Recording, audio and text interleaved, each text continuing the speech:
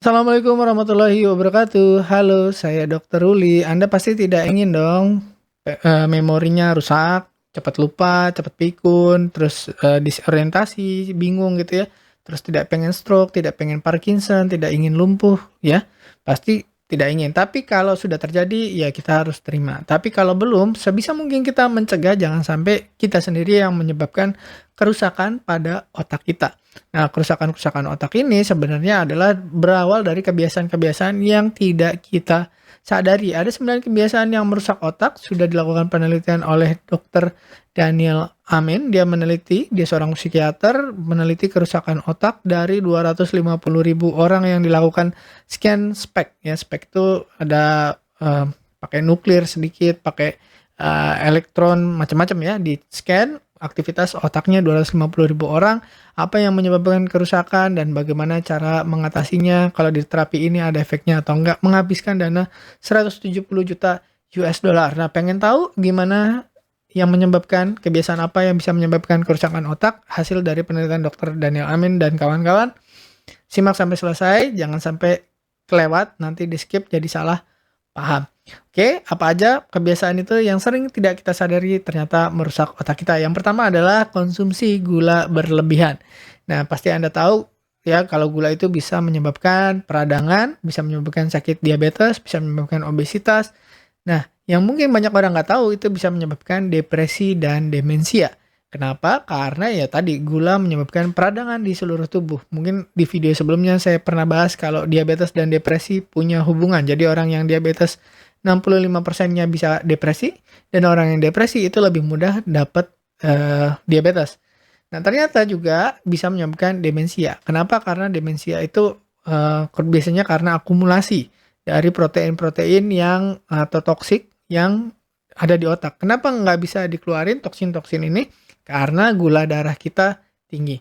Kalau gula darahnya tinggi, aliran darah ke otaknya kurang bagus. Kenapa? Kalau setiap gula darah naik itu merusak pembuluh darah seluruh tubuh termasuk yang ke otak. Kalau pembuluh darahnya rusak yang ke otak itu aliran darahnya tersumbat. Jadi nggak bisa masuk ke otak. Jadi aliran darah ke otaknya kurang gitu. Nah, itu yang menyebabkan kerusakan otak. Termasuk salah satunya depresi dan demensia atau pikun, terus bingung gitu ya. Nah, yang salah satu yang disorotin juga adalah tentang tipuan sehat. Jadi kalau misalkan Anda minum kopi susu atau kopi gula aren atau jus pakai boba gitu ya, itu Anda udah tahu biasanya kalau gulanya tinggi atau kopi sasetan lah, Anda tahu lah kalau itu gulanya banyak. Yang sering orang tidak sadar adalah yang sepertinya sehat ternyata enggak. Contoh misalkan jus buah, kemudian yogurt rasa buah, karena seolah-olah sehat padahal itu isinya gula. Kenapa jus tidak sehat? Karena nah ini banyak terjadi juga pada pasien-pasien saya juga yang merasa jus buah itu sehat atau wah ya baguslah dok kan ada seratnya.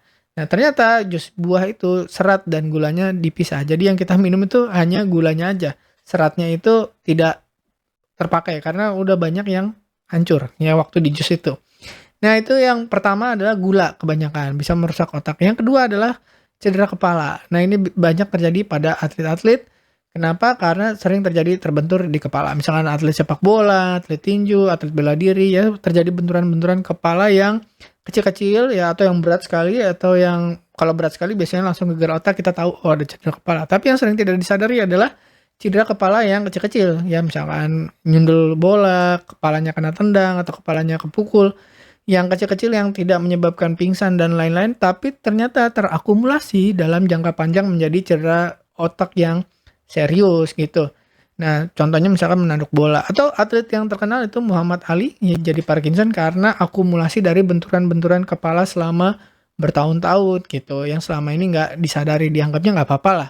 Ternyata dalam jangka panjang itu ya ada efeknya. Contohnya tadi Muhammad Ali jadi Parkinson tadi.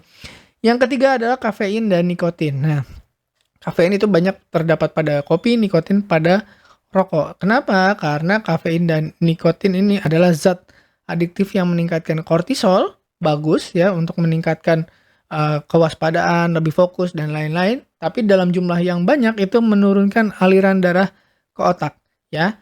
Kafein dan nikotin dalam jangka panjang itu adalah penumpukan lemak di perut, kemudian penyusutan di bagian otak hipokampus.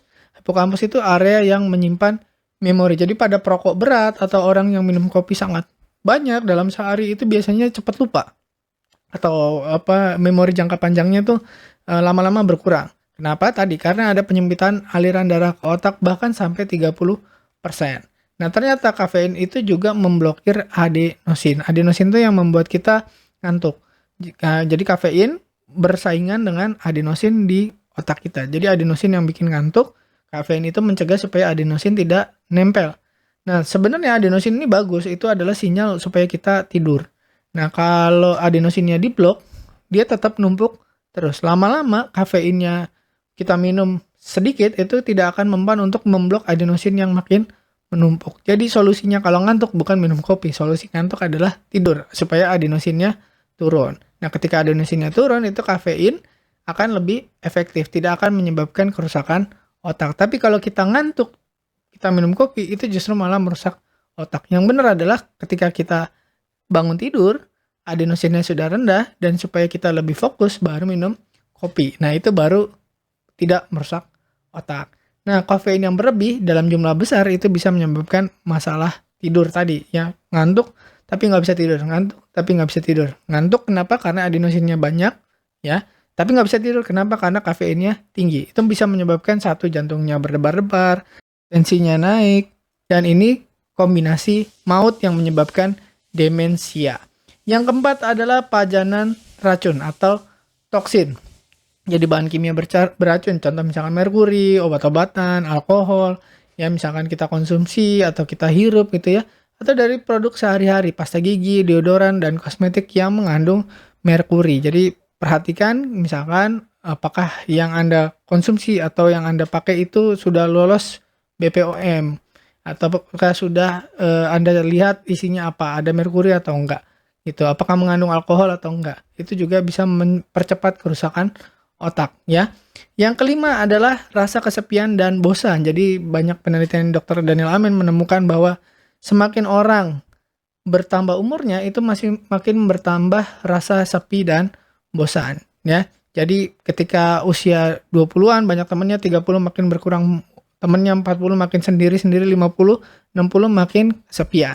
Nah, tapi orang yang belum tua pun ketika dia melakukan pekerjaan yang sama terus-menerus dan monoton itu bosan dan meningkatkan resiko demensia. Contohnya misalkan pekerjaannya itu aja tiap hari tanpa ada variasi, itu juga bisa meningkatkan resiko demensia. Jadi caranya gimana? Ya menjaga silaturahmi, rekreasi, itu penting untuk kesehatan otak. Ya jangan takut misalkan wah nanti buang-buang uang atau ya ngabis-ngabisin waktu. Ternyata silaturahmi dan rekreasi itu penting supaya kita nggak cepat pikun, supaya kita nggak tadi Parkinson, supaya kita nggak stroke dan seterusnya. Jadi satu lagi tipsnya adalah belajar hal baru, karena tidak belajar hal baru akan mempercepat penuaan otak. Yang keenam adalah kesehatan mental. Pikiran negatif yang otomatis itu akan mempengaruhi kebahagiaan dan kesehatan mental, juga merusak otak kita. Pikiran negatif otomatis contohnya misalkan ketika kita dihadapkan di satu masalah, apa yang pertama kali terlintas di pikiran kita. Jadi kalau kita sering menyalahkan diri sendiri, saya memang bodoh, saya memang malas, saya memang payah, atau saya memang jelek, saya memang gendut, saya memang pendek, saya memang apa. Itu kata-kata yang pertama yang terlintas di pikiran kita, itu adalah pikiran otomatis. Ada isinya yang negatif dan ada isinya yang positif. Jadi kalau menyalahkan diri sendiri atau menyalahkan orang lain, menyalahkan keadaan, itu adalah yang negatif. Tapi ketika kita bisa mencari hal yang positif dari suatu hal, dari satu orang, atau dari diri sendiri, itu adalah pikiran otomatis yang positif. Jadi lebih banyak yang mana? Kita yang PON, pikiran otomatis yang negatif, atau yang POP, pikiran otomatis yang positif. Itu yang menentukan kerusakan otak kita. Makin sering kita berpikir yang negatif, itu makin cepat kerusakan otaknya, menyebabkan salah satunya depresi. Kalau kita udah depresi, itu meningkatkan juga resiko Alzheimer, kerusakan otak, cepat pikun, ya memorinya hilang, terus disorientasi, bingung, saya lagi di mana, ya nama saya siapa, kok saya di sini. Nah itu biasanya gejala-gejala Alzheimer, terutama pada laki-laki. Pada perempuan biasanya depresinya juga tinggi. Yang ketujuh yang sering kita tidak sadari adalah kelamaan lihat gadget atau waktu layar yang berlebihan. Ternyata lebih dari 3,5 jam melihat layar dalam sehari itu meningkatkan risiko kecemasan, depresi, obesitas, dan ADHD atau hiperaktif. Jadi kalau kita susah konsentrasi, misalkan kita senangnya nonton TikTok apalagi ya, itu kan sebentar-sebentar ya. Kalau YouTube durasinya panjang, kalau durasinya TikTok itu hanya semenit atau bahkan kurang, itu bisa menyebabkan kita kurang konsentrasi, fokusnya makin lama makin turun, nggak bisa konsentrasi dalam jangka panjang dan meningkatkan risiko kecemasan. Jadi lebih dari 3,5 jam sebaiknya kita stop ya. Terus media sosial berlebihan, misalkan lihat Instagram, Facebook, dan lain-lain itu merusak pusat kebahagiaan di otak. Kita akan selalu membandingkan diri dengan orang lain. Wah, enak ya, dia sekarang dia lebih kaya, lebih cakep, lebih cantik, anaknya lebih bahagia, keluarganya lebih harmonis, dan seterusnya dan seterusnya. Kita akan selalu mencari orang lain yang lebih daripada kita, menyebabkan perbandingan-perbandingan yang merusak diri sendiri. Kita tidak pernah bisa bahagia. Kenapa? Karena kita selalu mencari orang lain yang lebih baik dari diri kita. Misalkan kita dapat duit, wah, tapi tetap aja kita tidak bahagia karena melihat orang lain uangnya lebih banyak. Atau kita bisa punya rumah, kita tetap tidak bahagia karena orang lain mungkin bisa punya hotel. Atau kita bisa jalan-jalan keluar kota, kita tetap tidak bahagia karena kita melihat orang lain jalan-jalan ke luar negeri, dan seterusnya dan seterusnya. Nah, itulah yang membuat kita tidak pernah bisa bahagia, akhirnya merusak otak juga. Ya, jadi depresi dan seterusnya. Yang ke-8 adalah peradangan, biasanya terkait dengan depresi dan demensia. Penyebabnya paling sering adalah kekurangan asam lemak omega 3, terutama dari makanan kita yang biasanya kita jarang makan. Misalkan ikan, jarang makan asam lemak yang baik gitu ya, jarang makan biji-bijian. Nah, itu bisa menyebabkan peradangan yang berat di otak kita.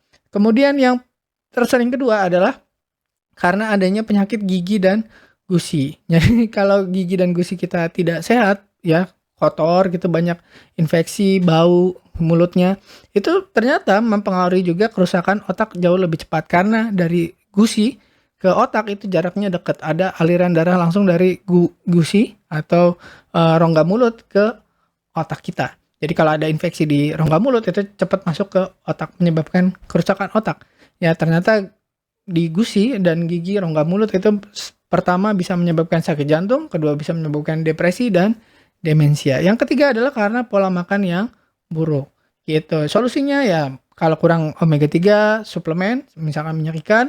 Kalau giginya busuk atau ada gusinya yang infeksi, sebaiknya Anda ke dokter gigi untuk dilakukan tindakan. Pola makan buruk, ya Anda harus ubah kebiasaannya. Yang terakhir, 9, kurangnya aliran darah ke otak. Ini penyebab utama Alzheimer. Penyebabnya tadi bisa karena obesitas, merokok ya karena mengandung nikotin, kemudian kafein, biasanya karena ngopi yang berlebihan, atau Anda pernah pakai ganja, itu juga menyebabkan aliran darah ke otaknya berkurang, atau minum alkohol, itu juga menyebabkan aliran darah ke otak berkurang, atau gaya hidup sedentary, nggak pernah olahraga, nggak pernah ini, jadi aliran darah ke otaknya kurang. Itu juga bisa menyebabkan tadi kerusakan otak makin cepat. Jadi semakin Anda malas bergerak, itu sebenarnya otaknya makin cepat rusak. Makin malas, makin mager, makin rusak otaknya. Solusinya adalah perbanyak bergerakan, olahraga, pakai suplemen misalkan ginkgo biloba, dan terapi oksigen hiperbarik untuk mengembalikan oksigen yang cukup ke otak. Jadi kalau ada otak yang udah mulai rusak, itu bisa diperbaiki dengan memperbaiki aliran darahnya. Satu tadi dengan olahraga, kedua dengan oksigenasi. Jadi kalau masih kurang oksigennya, pakai hiperbarik terapi. Nah, langkah-langkah pencegahan tadi, olahraga bagus kan untuk meningkatkan kesehatan otak. 2, diet sehat, makan harus benar. Misalkan beet kayu manis itu terbukti meningkatkan aliran darah ke otak. Jadi kalau Anda minum kopi plus kayu manis itu bagus banget. Ya, jadi kopinya untuk fokus, tapi kayu manisnya mengurangi efek ke otaknya. Kemudian Anda harus bersihkan gigi setiap hari dengan sangat bersih. Kalau bisa di floss pakai benang floss itu ya. Benang yang khusus untuk gigi untuk mencegah penyakit gusi yang menyebabkan peradangan dan kerusakan otak. Jadi dari Dr. Daniel Amen kira-kira begitu. Apa aja penyebabnya? Nah, yang terakhir pertanyaannya biasanya, Dok, kalau kopi itu katanya kalau berlebihan merusak otak. Berapa sih batas maksimal? Dari penelitian Dr. Daniel Amen itu sekitar 100 mg kafein atau 100 mg kopi per hari. Sebenarnya itu banyak banget. Jadi kalau misalkan Anda beli kopi sasetan, itu biasanya hanya 25 gram per saset. Ya, yang sering saya temuin di Indonesia itu paling 25 miligram, 25 miligram lah. sesaset. Jadi kalau yang sasetan 4 itu kan udah banyak. Nah, kalau Anda di atas 100 mg, contoh misalkan yang kopi berat 300 mg per hari, itu ya pasti otaknya rusak. Ya, tapi kalau Anda minumnya yang misalkan di kafe yang Anda pakai espresso, itu memang satu cupnya itu bisa 100 mg kopi. Jadi Anda harus lihat dulu kopinya yang seperti apa, terus dihitung miligramnya. Kan berasa bedanya juga. Yang kopi sasetan dengan kopi espresso, ketika Anda minum itu rasanya ke otak beda. Yang espresso lebih seng gitu ke otak.